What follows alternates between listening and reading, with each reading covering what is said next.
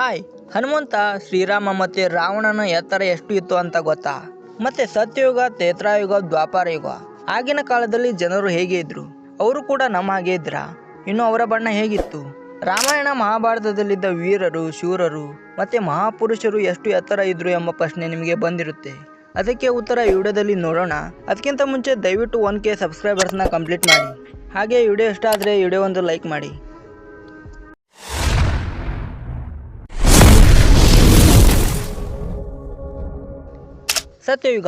ಸತ್ಯಯುಗದ ಕಾಲ 16,28,000 ವರ್ಷಗಳು.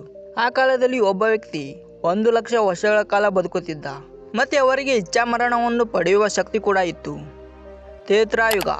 ತ್ರೇತಾಯುಗದ ಕಾಲ 12,56,000 ವರ್ಷಗಳು. ಈ ಕಾಲದಲ್ಲಿ ಒಬ್ಬ ಸಾಮಾನ್ಯ ವ್ಯಕ್ತಿ 10,000 ವರ್ಷಗಳವರೆಗೂ ಬದುಕುತ್ತಿದ್ದ.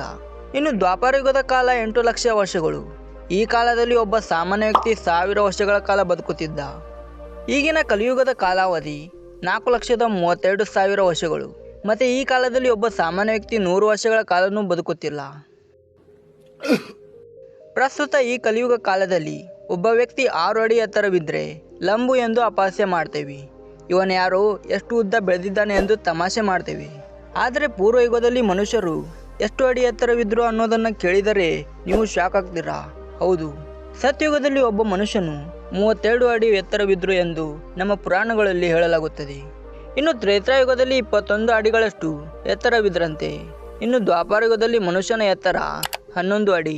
ಈ ಕಲಿಯುಗದಲ್ಲಿ ಮನುಷ್ಯನ ಎತ್ತರ 5 ಅಡಿ ಇದೆ. ಯುಗದ ಅವಧಿ ಕಡಿಮೆ ಆಗ್ತಿದ್ದಂತೆ ಮನುಷ್ಯನ ಆಯಸ್ಸು ಎತ್ತರ ಕೂಡ ಕಡಿಮೆಯಾಗುತ್ತೆ ಅಂತ ಇದರಿಂದ ತಿಳಿಯಬಹುದು. ಇನ್ನು ರಾಮಾಯಣ ಮಹಾಭಾರತದ ಕಾಲದಲ್ಲಿ ಮನುಷ್ಯರು ನಮಗಿಂತಲೂ ತುಂಬ ಎತ್ತರವಾಗಿ ಇದ್ರೆಂದು ನಮ್ಮ ಪುರಾಣ ಗ್ರಂಥಗಳು ಹೇಳುತ್ತವೆ.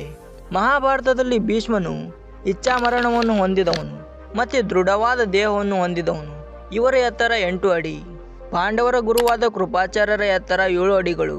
ಇನ್ನು ದ್ರೋಣಾಚಾರ್ಯರ ಎತ್ತರ ಕೂಡ 7 ಅಡಿಗಳು. ಇವರ ಪ್ರಿಯ ಶಿಷ್ಯನಾದ ಅರ್ಜುನನ ಎತ್ತರ 7.2 ಅಡಿಗಳು. ಸ್ನೇಹಿತರೆ, ನಾನು ಈ ವಿಡಿಯೋ ಮಾಡೋಕ್ಕೆ ತುಂಬ ಕಷ್ಟಪಟ್ಟಿದ್ದೇನೆ. ದಯವಿಟ್ಟು ವಿಡಿಯೋಗೊಂದು ಲೈಕ್ ಮಾಡಿ, ಹಾಗೆ ನಮ್ಮ ಚಾನಲ್ನ ಸಬ್ಸ್ಕ್ರೈಬ್ ಮಾಡಿ. ಇನ್ನು ಪಾಂಡವರಲ್ಲಿ ದೊಡ್ಡವನು ಪುದುಚಿರ. ಇವರ ಎತ್ತರ ಕೂಡ 7.2 ಅಡಿಗಳು. ನಕುಲ ಸಹದೇವರು ಸುಮಾರು 7 ಅಡಿಗಳಷ್ಟು ಎತ್ತರವಿದ್ದರು. ಇನ್ನು ಇವರಲ್ಲಿ ಅತ್ಯಂತ ಬಲಶಾಲಿಯಾದ ಭೀಮ ಎಷ್ಟು ಎತ್ತರ ಇದ್ದ ಗೊತ್ತಾ? ಅತ್ಯಂತ ಬಲಶಾಲಿಯಾದ ಭೀಮ ಸುಮಾರು 8.2 ಅಡಿಗಳಷ್ಟು ಎತ್ತರವಿದ್ದರು. ಇನ್ನು ಅವರ ಗದೆ 10 ಆನೆಗಳ ತೂಕದಷ್ಟು ಇತ್ತು ಎಂದು ಪುರಾಣಗಳಲ್ಲಿ ವರ್ಣಿಸಲಾಗಿದೆ. ಅವರ ವಿಶಾಲವಾದ ಎದೆಯ ಮುಂದೆ ಒಂದು ರಥ ಕೂಡ ಚಿಕ್ಕದಾಗಿ ಕಾಣಿಸುತ್ತಿತ್ತು. ಭೀಮನ ಎದುರಾಳಿ ದುರ್ಯೋಧನ ಕೂಡ ಇವರಿಗೆ ಸಮವಗ್ನಿ. ಇವರು ಕೂಡ 8.5 ಅಡಿಗಳಷ್ಟು ಎತ್ತರ ಇದ್ದರು. ಮಹಾವೀರ ಕರ್ಣನ ಎತ್ತರ 7.2 ಅಡಿಗಳು. ಶ್ರೀಕೃಷ್ಣನ ಎತ್ತರ 7.2 ಅಡಿಗಳು. ಈ ಎಲ್ಲ ವೀರರು, ಶೂರರು ಇವರೆಲ್ಲ ಮಹಾಭಾರತಕ್ಕೆ ಸೇರಿದವರು. ಈಗ ರಾಮಾಯಣ ಕಾಲದ ಮುಖ್ಯ ವ್ಯಕ್ತಿಗಳ ಎತ್ತರ ಎಷ್ಟಿತ್ತು ಅಂತ ನೋಡೋಣ. ಇನ್ನು ಇವರು ದ್ವಾಪರ ಕಾಲದ ಹಿಂದಿನವರಾಗಿದ್ದರಿಂದ ಇವರ ಎತ್ತರ ಕೂಡ ಜಾಸ್ತಿ ಇರುತ್ತೆ. ರಾಮಾಯಣ ನಡೆಯುವುದಕ್ಕೆ ಕಾರಣನಾದವನು ರಾವಣ ಬ್ರಹ್ಮ. ಇವರ ಎತ್ತರ 18 ಅಡಿಗಳು. ಪೌರಾಣಿಕ ಆಧಾರವನ್ನು ಪರಿಶೀಲಿಸಿದ ಪರಿಶೋಧಕರಿಗೆ ಗ್ರಂಥಗಳಲ್ಲಿ ವರ್ಣಿಸಿದ ರೀತಿಯ ಕೆಲವೊಂದಷ್ಟು ಆಧಾರಗಳು ಸಿಕ್ಕಿವೆ. ಶ್ರೀಲಂಕಾದಲ್ಲಿ ಕೆಲವೊಂದಷ್ಟು ವಿಜ್ಞಾನಿಗಳು ಅವುಗಳನ್ನು ಪರಿಶೀಲಿಸಿದ್ದಾರೆ. ಇನ್ನು ರಾಮಾಯಣದಲ್ಲಿ ಅತಿ ದೊಡ್ಡ ವ್ಯಕ್ತಿ ಎಂದು ಭಾವಿಸುವ ಕುಂಭಕರ್ಣನ ಎತ್ತರ ಎಷ್ಟು ಗೊತ್ತಾ? ರಾಮಾಯಣದಲ್ಲಿ ಅತ್ಯಂತ ಬಲಿಷ್ಠ ಸದೃಢ ದೇಹವನ್ನು ಹೊಂದಿದವನೇ ರಾವಣನ ತಮ್ಮ ಕುಂಭಕರ್ಣ. ಇವರ ಜೊತೆ ಯಾರ ಯುದ್ಧಕ್ಕೆ ಬಂದ್ರೆ ಲಂಕಾಸುರ ರಾವಣನಿಗೆ ಯಾವ ಸೈನ್ಯದ ಅವಶ್ಯಕತೆನೂ ಇರಲಿಲ್ಲ. ಕೇವಲ ಕುಂಭಕರ್ಣನೇ ಅವರ ಸೈನ್ಯನೆಲ್ಲ ಧ್ವಂಸ ಮಾಡುತ್ತಿದ್ದ. ಇನ್ನು ಕುಂಭಕರ್ಣನಿಗೆ ಕಲ್ಲು, ಬಂಡೆ, ಬಿಲ್ಲು ಯಾವುದೇ ಆಯುಧಗಳಾಗಲಿ ಏನು ಮಾಡ್ತಾ ಇರಲಿಲ್ಲ. ಇಂಥ ದೈತ್ಯವಾದ ಕುಂಭಕರ್ಣನ ಎತ್ತರ 60 ಅಡಿಗಳು. ಇನ್ನು ರಾವಣನ ಪುತ್ರ ಮೇಘನಾದ 12 ಅಡಿ ಎತ್ತರ ಇದ್ದ. ಇವನು ದೇವಲೋಕದ ಇಂದ್ರನನ್ನು ಗೆದ್ದು ಇಂದ್ರಜಿತ್ ಅಂತ ಕರೆಸಿಕೊಂಡವನು. ಶ್ರೀರಾಮನು ವಿಷ್ಣುವಿನ 7ನೇ ಅವತಾರ. ದಶರಥ ಮಹಾರಾಜನು ನಡೆಸಿದ ಉತ್ತರ ಕಾಮೇಷ್ಟಿ ಫಲವಾಗಿ ಕೌಸಲ್ಯ ಹುಟ್ಟಲಿ ಶ್ರೀರಾಮ ಹುಟ್ಟುತ್ತಾನೆ. ಶ್ರೀರಾಮ ಪಿತೃವಾಕ್ಯ ಪರಿಪಾಲಕ. ತಂದೆಯ ಮಾತಿನಂತೆ 14 ವರ್ಷ ವನವಾಸಕ್ಕೆ ಹೋದವನು. ಇಂಥ ಶ್ರೀರಾಮನ ಎತ್ತರ 10 ಅಡಿಗಳು.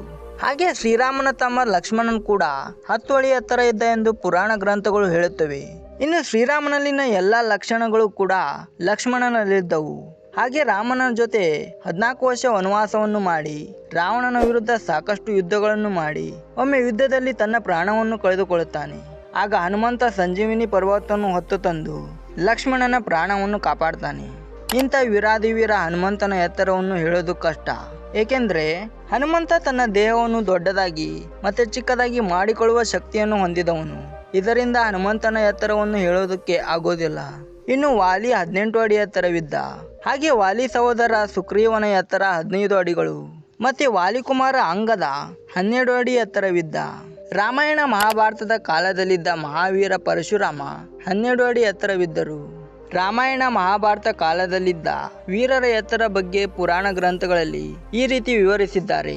ಇದು ಕಾಲದ ಆಧಾರದ ಮೇಲೆ, ಯುಗದ ಆಧಾರದ ಮೇಲೆ, ಆಗಿನ ವಾತಾವರಣದ ಆಧಾರದ ಮೇಲೆ ಮನುಷ್ಯನ ಎತ್ತರ ತೂಕ ಕಡಿಮೆ ಆಗುತ್ತದೆ ಅಂತ ಇದರಿಂದ ಗೊತ್ತಾಗುತ್ತೆ.